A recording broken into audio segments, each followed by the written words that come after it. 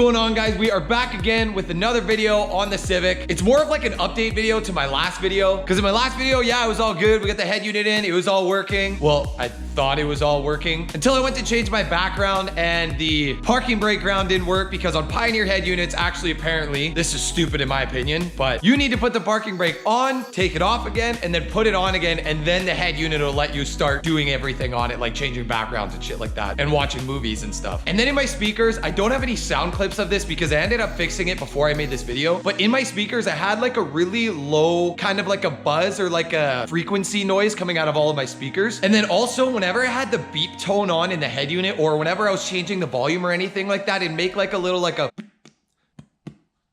I don't know how to describe it. It was like a little tapping noise whenever you'd press any buttons on the head unit. It was just like a frequency coming through the head unit, getting output to the speakers. And it was super annoying. I hated it. In my last video, I was also saying that I was like, holy shit, these speakers are loud. I was at like 5 volume and my speakers were just absolutely blasted. So I ended up doing a little bit of research and going off a little bit of what I know about wiring and electrical and stuff like that. And I realized that the factory amp in this car, or in all Honda Civics with the premium audio system in them, all the factory head unit does is it sends a signal to the amp to then send an amplified signal to your speakers. So to put that into simpler words, the stock head unit does not send an amplified signal out. The amp is what puts the amplified signal out to the speakers. So now that I put an aftermarket head unit in that sends an amplified signal out, it's sending that amplified signal out to the amp, and the amp's freaking out because it's like, what the hell? It's already getting an amplified signal. So then it's turning the speakers on right away, and it's giving that little bit of like that frequency noise because it's already making a sound because it's already receiving that amplified signal. So like I said, the speakers are already on before you want them to turn on and play music and stuff like that. So the way that I figured this out was by looking at the factory wiring diagram. If I zoom in here, this is all of the outputs from the factory radio. And if you look here, you'll realize that it doesn't say rear left speaker wire, it's rear left signal positive and front left signal positive. There'll also be a rear right signal negative, and there should be a positive and negative for each speaker. This is gonna be super hard to see, but then if you follow those wires that I was just showing you all the way over here and down to where the amp is on this side, these are all the wires coming into the amp and all of the wires going out of the amp. If you look at the wires coming into the amp, you'll see your rear left signal positive, your front right signal positive, all of the signals that were coming from your head unit to the amp. Then if you come over to the right side of your amp here, you'll see all of your speaker output wires, which is your right rear positive, your right rear negative, all your tweeter wires, your subwoofer wire, everything like that. But you'll actually notice looking at these, they actually say speaker on them. They're not just a signal wire. So basically what was happening to me and why I was getting such a high frequency little buzz coming out of my speakers was because I had matched up all the wires on my aftermarket harness from Metra, which was matching up all of my speaker wire outputs from my head unit to all of my speaker signal inputs to the amp coming from the factory radio. So since I matched up an amplified wire to a signal wire, it was already sending an amplified signal into the speaker wires, which then told the amp, holy shit, we want sound already. So then it would output a high frequency into all of your speakers here and all these guys up here. So then you'd get that like not super high pitch, but it was kind of like a low, like a buzzing noise. Like, I don't even know how to describe it, but I wish I had sound clips of it, but I already fixed the problem and I'm not gonna put it back to the way it was before. The only reason I fixed it before I'm making this video is because I wanted to make sure it worked before I showed you guys how to fix it. So now that you guys know how this system works and why the amp is turning on before you actually want it to, because of the high frequency it's receiving through the signal wires, I'm gonna show you guys how to fix this, and I'm gonna show you guys how to get rid of that buzzing noise and get rid of the noise it makes when you have the beep tone on and stuff like that. Like, you know, when you press a button on your head unit and it makes that little beep kind of thing just so that you know that the button was pressed. Anytime in Rye radio that I would do that, I'd press the button and then it'd give like a little fuzz noise after, and then it would cut out again. And like I said, it was annoying as hell. So I'm gonna show you guys how to fix that right now. If you guys wanna see how I wired it the first time, you can check out my last video. I'll put a little link at the top here. I explained running the amp turn on and stuff like that, which is on most aftermarket head unit harnesses is the white and blue wire. Some of them will just have a solid blue wire, but in my case, it's white and blue. Then now, since Pioneer wanted to see a e-brake on, off, and then on again, I just ran this green wire for the e-brake signal and tapped it into the black wire here for the ground for the radio. And the only reason I'm saying it's okay to use that ground wire that grounds the head unit is because if you look at the wiring diagram here, this black ground wire just grounds at G505 behind the glove box. So it essentially is just a wire wire running straight to a chassis ground instead of a module ground. So I just tap that e-brake wire into this black ground so that it's seeing a constant ground. And then I put my switch in series of that ground wire just by running this wire essentially out of this harness to the switch. And then from the other side of the switch, running this wire straight to the black wire that grounds behind the dash there. And that allowed me to be able to turn my e-brake on and off whenever I want just by this button. Now, this is how I fix the noise that was coming through the speakers. You're gonna need 2 sets of old RCA cables or new ones, and then you can just cut them and strip them back. And I'll show you guys how to wire these in here. So the way this is gonna work is you're gonna have 1 RCA plug per speaker, because the way these RCA cables work to dampen different types of frequencies is on the inside of them, they have a small positive wire, and the whole thing is shielded or surrounded by the ground wire so that it prevents any frequency from escaping there, any kind of excessive frequency noise coming from the speakers. So what I did here, and I hope this isn't too confusing for you guys, but I cut the connections for all of the speaker wires coming from the head unit harness to my Metra harness here, which in my case, coming from the radio, was your green and black, white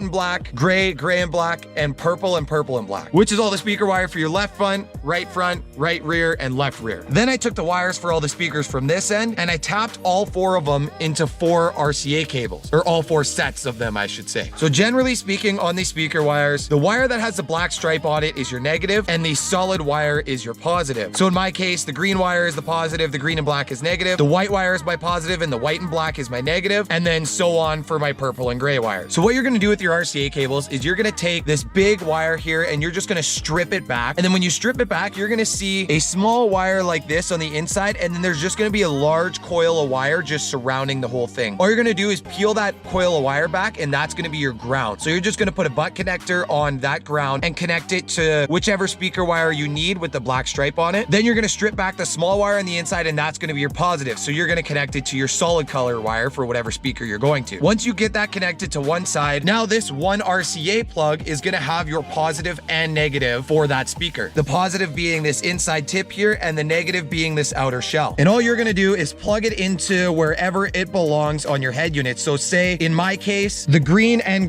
black wires are for my left rear speaker. I'm gonna plug them into this port here, which I don't know if you guys can see that, but this is for my rear left speaker, and then so on with the rest. So this part of this explanation should be the same for all of you guys with the premium audio system that bought this Metra harness. All of these wire colors should be the same for you. Just so you guys know what each wire color does, the white and black, white being the positive, white and black being the negative, is for your left front speaker. Then you got your gray and black wire. Again, gray being positive, gray and black being the speaker negative. Both of these wires are for your right front speaker. Then you got your rear speakers being the green and purple wires. The violet or purple wires are going to be for your right rear speaker. Again, solid purple being positive, purple with the black stripe being your negative. And then your green wires here are going to be for your left rear speaker. Again, solid green positive, green and black negative. So just so you guys can see this, like I explained before, you're going to take your positive and negative, strip back this RCA, wire the wire with the black stripe into the negative outer shell of the RCA, and then you're going to wire your solid color wire to the small positive wire on the inside of the RCA. So since I have all these wires now run separately from the head unit harness straight out of the harness here, because the RCAs are going to switch to a low frequency signal coming from the RCA ports in the head unit, it's going to get rid of that high frequency signal coming out of the wires from the head unit, sending that amplified signal into the speakers. So like I showed you before, I ended up just taping off all of my speaker wires out of the head unit harness that we were matching up in my previous video. So now I'm going to get this harness all taped up and cleaned up, and then I'll get it back in the car and show you guys how it fixed it.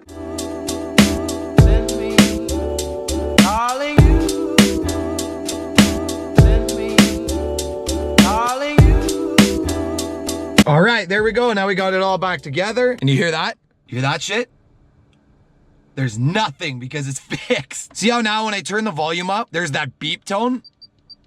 That's the beep tone I was talking about. And before, when I would adjust the volume up and down, it would make this like fuzzy noise, and it would make like a little click every time I would press a button through the speakers. Now that I insulated the wire with the ground on those RCAs, you can turn it up and down and there's no more noise coming out of the speakers other than the normal beep tone of what it's supposed to be. Another thing that we fix here is if you go in the settings, you look at the Bluetooth icon here, I can't press it because it thinks the e-brake is off right now. If I take my switch here that I just ran down through the bottom here, I still got to tuck it up there for when I'm done. But if I take this and flip this switch, watch that Bluetooth logo, it'll actually light up.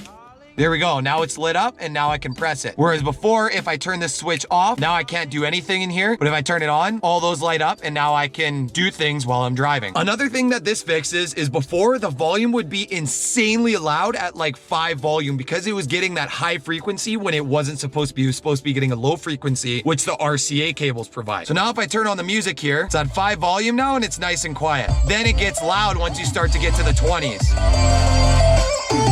She pumps real good now, baby. Another thing you guys should do just to make sure you didn't mix up your RCAs back there and make sure they're on the right speaker is go to your settings in your head unit. It's going to be different on every head unit, but you're going to go to your fader/balance and then you're going to change the audio all the way to the right front. Then you're going to press play on your music and make sure it only comes out of that right front speaker, which it's doing. There's no sound out of any of my other speakers. It's only coming out of that right front. Then you can go to your fader while the music's playing and just move it around. Now we're at the left and it's only coming out of that left front speaker. Move it to the left rear and now the sound should only be coming out of your left rear speaker and a little bit of bass out of your sub, which it's doing. Now move it to our right rear. Make sure it's only playing out of that speaker in the sub, which it is. And then we can get it back to the center here. Now the only downside to this setup, and it's not really a downside to this setup only because it didn't work before with just running the straight wires and not the RCA cables before, but you can't adjust the subwoofer level or the subwoofer speaker level because there's no subwoofer signal wire coming out of the amp to the head unit. There's only signal wires for the front speakers and the rear speakers individually. The subwoofer is somehow controlled by just the amp. So what I mean by this is if you go into your speaker level and you were to increase the subwoofer here, it doesn't actually change the factory sub because like I said before, this is the head unit, all of the wires coming into it. There is not a single subwoofer signal coming out of the head unit. But if you go to the amp outputs, there is a subwoofer negative wire, which is a red wire, and a subwoofer positive wire, which is a green wire. Now what you could do is you could probably cut the wires here at the amp, the green positive and red negative sub wires, and you could run them up to the head unit here and then just like the other wires, put 2 RCAs on them, and then your sub would get its power strictly from the head unit. And in my opinion, the sub sounds perfectly fine the way it is now. I kind of wish I could adjust it through the head unit, but if you turn the bass boost up, it turns the bass up on the sub anyway, so I'm just going to leave it the way it is. I don't want to cut any wires by the amp. If I can figure out a way to get this working at the factory head unit location, I'll let you guys know. But other than that, I hope this fixes your guys' issues if you're getting like a buzzing noise, and I hope this helps you guys with that e-brake wire if you have a Pioneer head unit and you can't just ground it in the ground wire because you need to turn the e-brake on and off and back on again. So yeah, I hope this video helped you guys out there that are struggling with this and can't get rid of that buzz noise. Thank you guys for watching. Peace out. I'll catch you in the next one.